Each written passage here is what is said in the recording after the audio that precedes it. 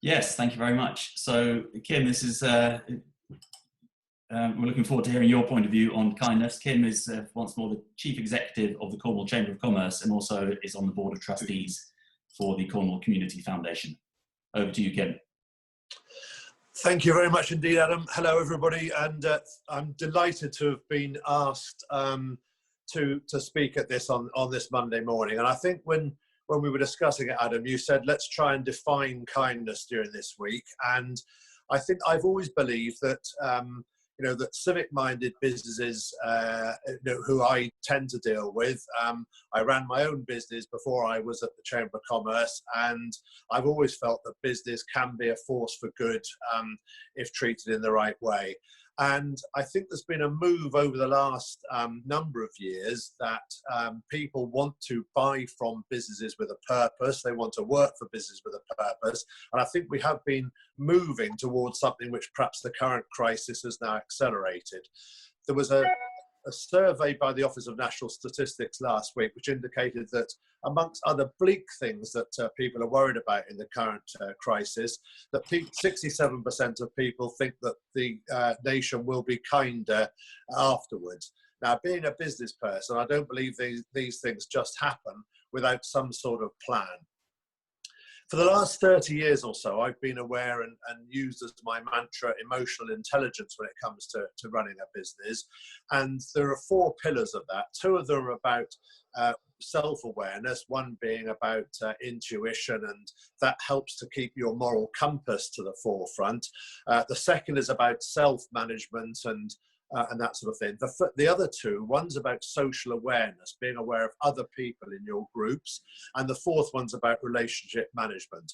And they have grasped, they've moved towards words like empathy and other people's emotions and so on and so forth. And I think now's the moment to capture this word kindness as a real part of business leadership.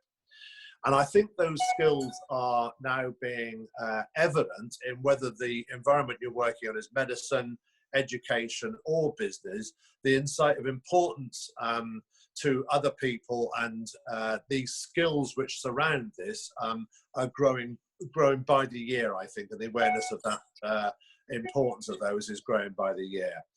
The concept of kindness almost transcends and works above the emotional intelligence quotient of a person in business, medicine, or education. And I think that's what it would be lovely if we can try and capture that this week.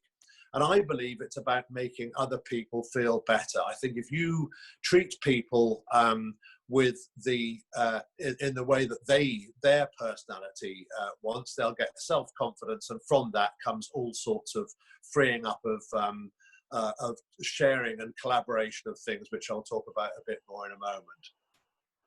So for Cornwall, I'm differentiating kindness for this week between some of those other concepts which are undoubtedly kind, like philanthropy and generosity. But I don't think we want to get into a definition of kindness being that I give more to Cornwall's homeless and you give more to elephants of Sudan and I give a lower percentage of my income to this and that. I think that's a different calculation which can be part of kindness, but I think there's something nearer to home about what I'd like to grasp this week. And I think if we can concentrate on building communities this week which work for Cornwall, then that sort of thing can spread out. And I absolutely believe that you can learn these things. I mean, I think it's easier if you like people, if you respect other people, I think it comes more easily. But I think what we need to grasp in weeks like this is that governments can be kind, that big business can be kind, that universities can be kind, and the benefits which will come from that are to me absolutely obvious and forthright, really. I think it is clear to me that, and I've been on so many public platforms, and Adam's heard me, that an ecosystem like Cornwall works much better when we're being kind and supportive of each other. And I think that is something that we could define in a if you think of Cornwall as the entity, then I think that's easier to grasp, and then it can be pushed out from there. There are dangers, of course, with being kind in business. One or two people over the years have tried to take advantage of me, confusing kindness with softness or an easy target. But that's never diverted me from trying to be kind in my business dealings. I think the other thing I've noticed a couple of occasions is if in a business environment, any working environment, you're giving people full room to express their own personalities, if somebody's not kind, or if the chemistry between them and somebody else in the team doesn't work, if they both had the self-confidence given to them to express themselves and their own personalities, that can clash in the workplace just as much as it can clash anywhere else in society.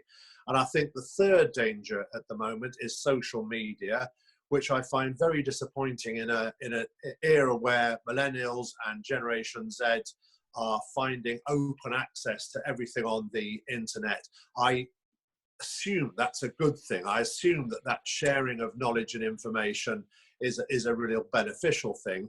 Some of the vitriol which is expressed usually anonymously on social media begins to upset me enormously, and I think that's a very backward step. So I've always tried to learn about being kind in the business environment. I think that there are certain techniques that you can learn, and I'm hoping that this week can sort of bring those to the attention of some of us as we go through learning about kindness during this week. Some of you may be interested to know there's an organisation called Changing Places, which brings together people for one day a month from the private sector, the public sector, the voluntary sector, the academic sector, to make sure that ideas are cross-fertilised, I think in that positive way, Adam, that you would like to see the best of everywhere used in collaboration. We're very fortunate to have a Professor Patrick Eriksson joining Falmouth University from Uppsala University, and he is a passionate advocate of how people from different backgrounds working together, if you put them in innovation centres, in incubation spaces, the things which can come out of that in a collaborative and fantastic way are going to be really good for the whole of society. And he's joining Falmouth University as soon as he's allowed to come here, as soon as travel restrictions are freed up a bit. So look out for him and what that might mean at the School of Entrepreneurship at Falmouth University. I think will be a beacon for all of us to listen to. And talking of listening, there are of course things you can do yourselves. I mean, you've got to believe that listening and taking the time to understand other people's point of view is something you just need to calm down, do. As has been said rather glibly in lots of circles in the past, you've got 2 ears and 1 mouth, so you should be listening twice as often as you're talking. So do try and take the time to listen to other people's perspectives. Now, in Cornwall, if I take that as the entity that we're trying to grasp and make kinder, I was talking the other day to 2 business people who've moved to Cornwall to set up their business. One's a New Zealander and one's from Finland. And the New Zealander said to me that Cornwall has all the ingredients to be a fantastically innovative and entrepreneurial place. And it just needs something to get those ingredients mixed together. So I think it would be absolutely fantastic if this week we could define kindness and make kindness that factor within that mix that we've undoubtedly got in Cornwall already, that could just make our cake rise in a way that hasn't been seen before.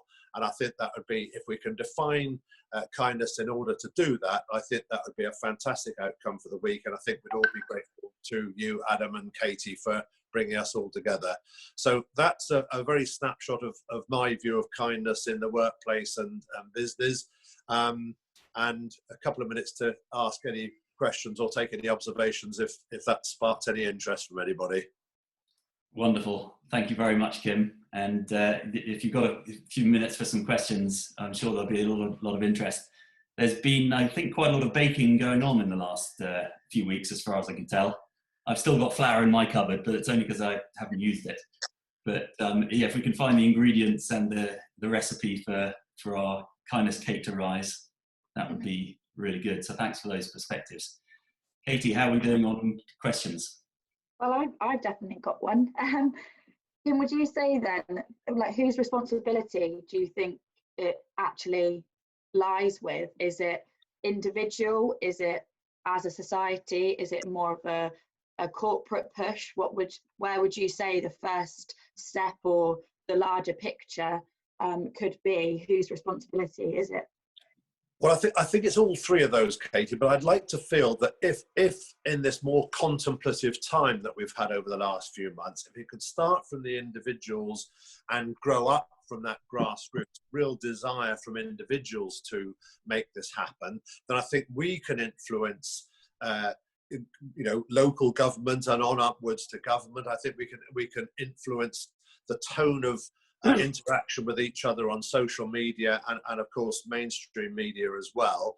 And I think therefore that corporations would begin to get this message more quickly, that, as I say, people want to buy from, to work for, and to speak well of businesses and organizations generally that are trying to be kind, trying to be a good corporate citizen in that sense, which spreads good and positive messages as part of their DNA. And I think that therefore is not impossible to do.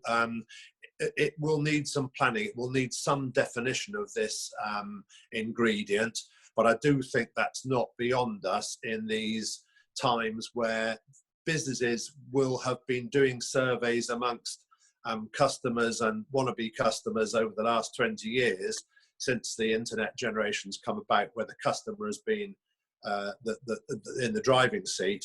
And I think that there will already be a lot of indications that we can move towards this in a collaborative way. We just need to make sure that we don't miss opportunities like this week to make sure that all those tiers you mentioned are working as one.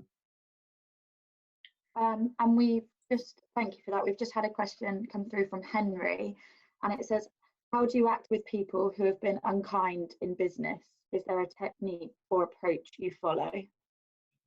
I think you've got to hold your nerve. If you believe that power to the individual is in the end going to be the force for good, then if people have been unkind to each other in the workplace or elsewhere, you've got to spend the time to listen to them, to take on their point of view and have a proper adult to adult conversation with them. Kindness is not about being patronizing, talking down to people, telling them that you know best. Everybody has views on this, and it's very much about an adult to adult, not an adult to child conversation that you need to get that across with. So it does take time, but the outcomes are worth the effort. Amazing. And do you have time for one more, or have you got to pop off? No, go for it. So in our in the recent survey we did, very small proportion of acts of kindness were actually reported in a workplace or business setting, in comparison to quite a large amount in a community setting. What do you think? There's a reason for this, or do you think it's just this time where people are spending more time in the community? That's a very, very interesting one, Katie, and perhaps we should have a separate session on that at some other occasion. But it could be partly a number of factors. I mean, I think programs like The Apprentice on television give everybody the idea that you need to be thrusting, grasping, hard-nosed and unkind to get ahead in business. And that just isn't what happens at all. In the workplace, everybody prefer to work with you, to prefer to buy from you. And to deal with you as a partner or whatever, if you've got some obvious kindness towards them. I mean, you know, from a point of view of, I think, making business work better, it's much better to be kind. So we need perhaps some technique, some definition of how you can do that in small ways as an individual to grasp that in the workplace, just as in wider community, kindness actually pays dividends, not only to your own oxytocin levels, but to the benefit of the group and the wider people that you're dealing with. Amazing. Thank you so much. I will let you get off to your next meeting, but that was really, really interesting. Thank you very much. And as I say, I'm delighted to anything that comes up later. If there's any value in me adding to, I'd be very happy to. Thank you very much for inviting me. Thank you very much indeed, Kim. And there are already a couple of things coming up about economics and how kindness fits with economics. So I'm sure you can have a point of view on that, but we'll save those in the chat and slip off when you need to, Kim, but really appreciate your perspectives there on self-confidence in the workplace, the balance between kindness and softness, a lot to ponder on. Thank you, Kim. I'll introduce the next panelist